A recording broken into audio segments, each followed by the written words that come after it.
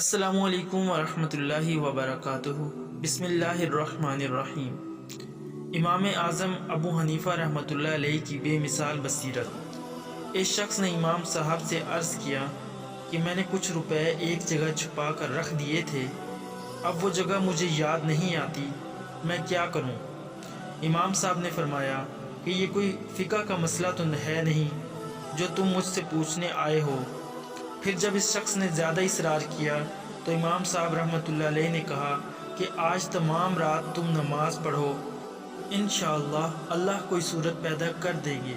چنانچہ اس شخص نے رات کو نماز پڑھنا شروع ہی کیا تھا کہ اسے یاد آ گیا کہ اس نے روپے کہاں رکھے تھے، اور وہ نماز چھوڑ کر فوراً اپنا دفینہ نکالنے بھاگ کھڑا ہوا۔ صبح کو وہ دوڑا ہوا آیا اور امام صاحب کو تمام واقعہ سنایا۔ امام صاحب نے فرمایا، ہاں، شیطان کیسے برداشت کرتا کہ تم ساری رات نماز پڑھتے رہو، پھر بھی تمہیں چاہیے تھا کہ ساری رات نماز پڑھتے رہتے۔